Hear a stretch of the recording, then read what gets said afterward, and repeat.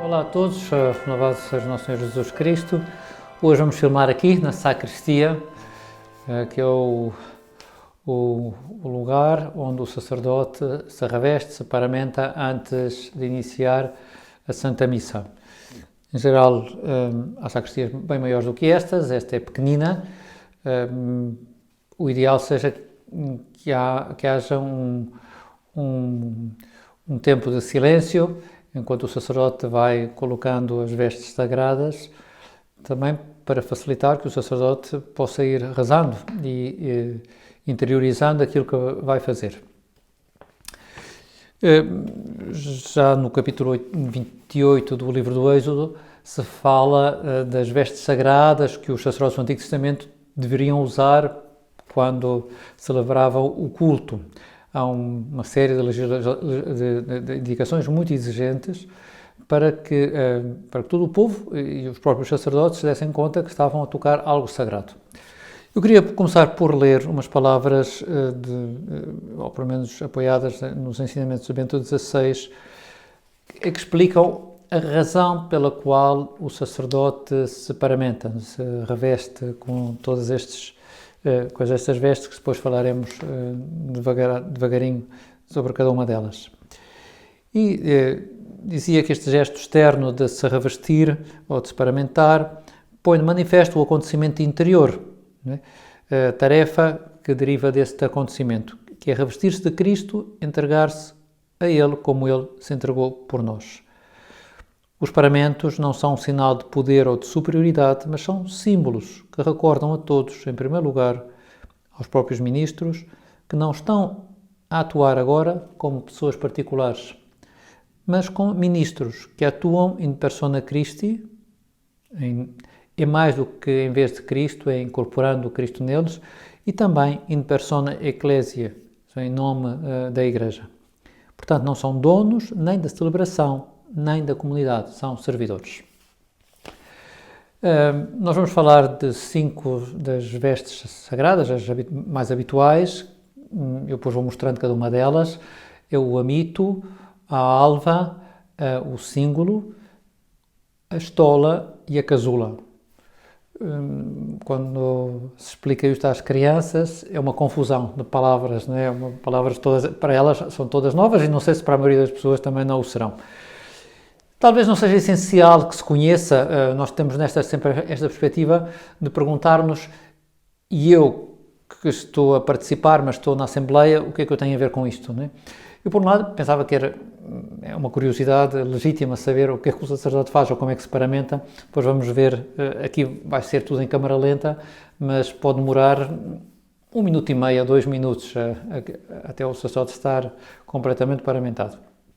Portanto, é bastante rápido, apesar de que parece que não é.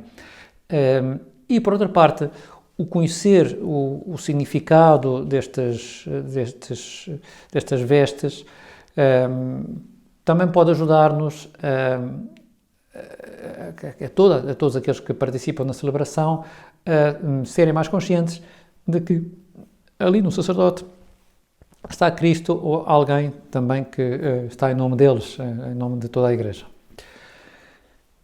Então, o primeiro dos paramentos, por ordem em que o sacerdote se vai revestindo, que não é um paramento obrigatório, só se utiliza quando a alva, que é a túnica, né, aquela que é toda branca, não tem uma gola, que é o caso, e portanto ficaria uma parte do pescoço à mostra.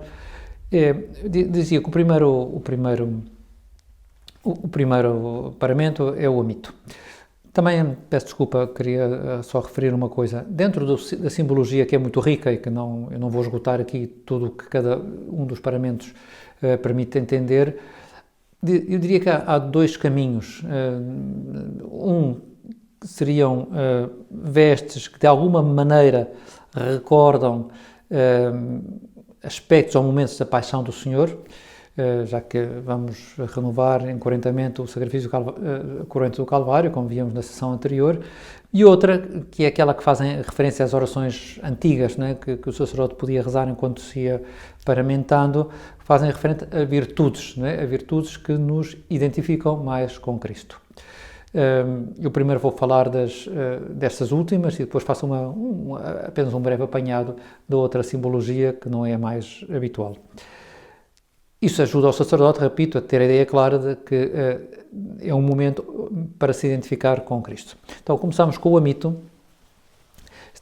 Habitualmente é uma coisa assim mais ou menos quadrada, um pano quadrado que se vai pôr sobre o pescoço e que, de alguma forma, é uma maneira de pedir a proteção de Nosso Senhor, por um lado, ou também, como também sugeria o Papa Bento XVI nos comentários às vestes sagradas, lembra-nos que devemos ter o olhar em Jesus. A oração que se costumava rezar, era para pedir a proteção para tudo aquilo que nos possa distrair da celebração. Habitualmente o sacerdote começa por beijar uma cruz que há no centro do amito e depois há um gesto que não é obrigatório, né? Nada disso é obrigatório, mas coloca suavemente sobre a cabeça a tal ideia de pedir a proteção de Nosso Senhor, Cristo que é a cabeça da Igreja, e depois procura colocá-lo de forma que fique tudo coberto. Havia também uma função prática que era a de, nas igrejas frias, ajudar o sacerdote a ficar com o pescoço tapado. Depois temos a alva que recorda por um lado a nossa condição batismal, né? Fomos revestidos de Cristo, estamos purificados em Cristo, e na alva também o símbolo recorda ao sacerdote o seu batismo e a sua dignidade de sacerdote. Habitualmente, já digo, há alvas de todos os estilos. Eu vou revestir-me com ela para que se veja, depois já ligamos.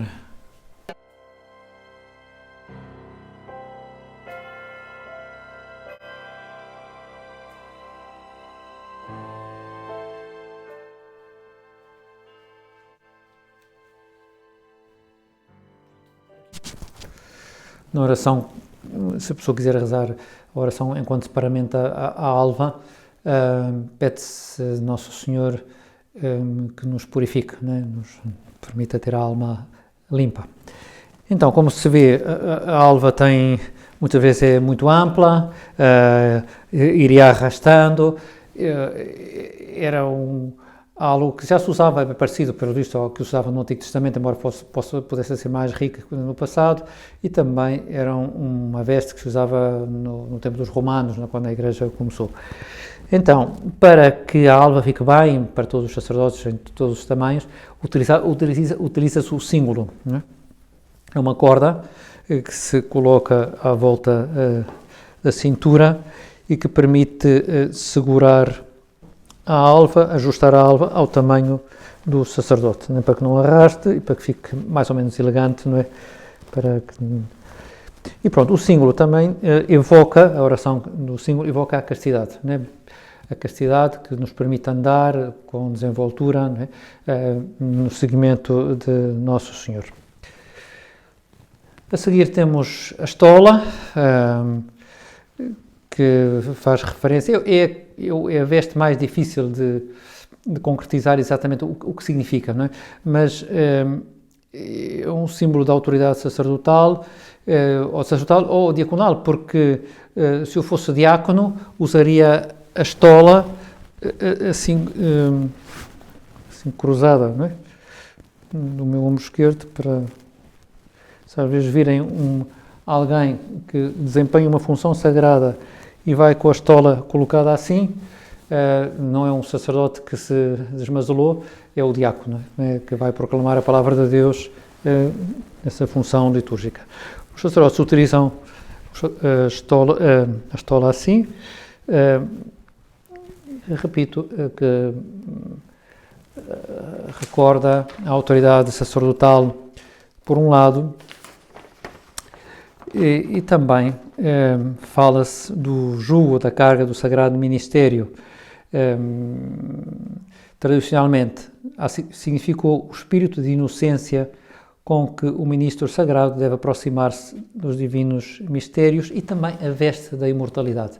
Na oração clássica fala-se da estola como essa veste da imortalidade, recorda de alguma forma, ou quer recordar para alguns, aquele momento em que o filho pródigo é revestido pelas novas roupas que o pai lhe dá quando ele regressa a casa. Mas, enfim, a simbologia da estola é mais complexa e não há assim uma unanimidade na forma de explicar. E por fim, temos a última parte, a última das vestes, que é a casula, que está habitualmente de acordo com a estola, e as cores podem variar. Há 4 cores típicas: o roxo, o verde, o branco e o vermelho, consoante a missa que se celebra. E depois há mais algumas enfim, o cor-de-rosa em 2 ocasiões, e em alguns casos utiliza o preto para as missas de defuntos, mas esse, habitualmente, neste momento, trocou-se pelo roxo. Então, a casula é uma veste muito importante porque recorda, sobretudo, a caridade, que cobre a multidão dos pecados, não é? E, ao mesmo tempo, o sacerdote deve recordar que, ao revestir-se ao revestir a casula, que tudo o que há nele deve ficar tapado pela caridade, não é? É a caridade que manda, deve ser o que rege toda a vida do sacerdote e, em concreto, na Santa Missa. Eu queria ler umas palavras sobre a casula que talvez possam ajudar-nos a dar mais importância a esta veste. Recorda as palavras de Jesus, que nos convida a levar o seu jugo e a aprender dele, que é manso e humilde de coração. Levar o jugo do Senhor significa, sobretudo, aprender dele, estar sempre dispostos a seguir o seu exemplo. Dele devemos aprender a mansidão, a humildade de Deus que se manifesta ao fazer-se homem. E também umas palavras do Papa Francisco que dizem assim: o sacerdote celebra, carregando sobre os seus ombros o povo que lhe foi confiado e levando os seus nomes gravados no coração. Ao paramentar-nos com a nossa humilde casula, pode fazer-nos bem sentir sobre os ombros e no coração o peso e o rosto do nosso povo fiel, dos nossos santos e dos nossos mártires, que neste tempo são tantos. Então, a casula já foi de vários tamanhos e de várias formas. Eu vou usar uma que é uma casula, podemos dizer, semigótica. Há umas que iam até aos pés, mas dificultavam muito os movimentos dos sacerdotes, por isso foram se encurtando. Depois do Concílio de Trento usou-se aquelas românicas, mas reduzidas ao mínimo, sem ombros, sem mais nada, é só até aos ombros, e que, sinceramente, não reforça demasiado a ideia principal, mesmo que sejam elegantes, que é a ideia de cobrir, né, tudo o resto. É uma casula, uma pequena casa, que cobre tudo o resto do sacerdote para que brilhe a caridade.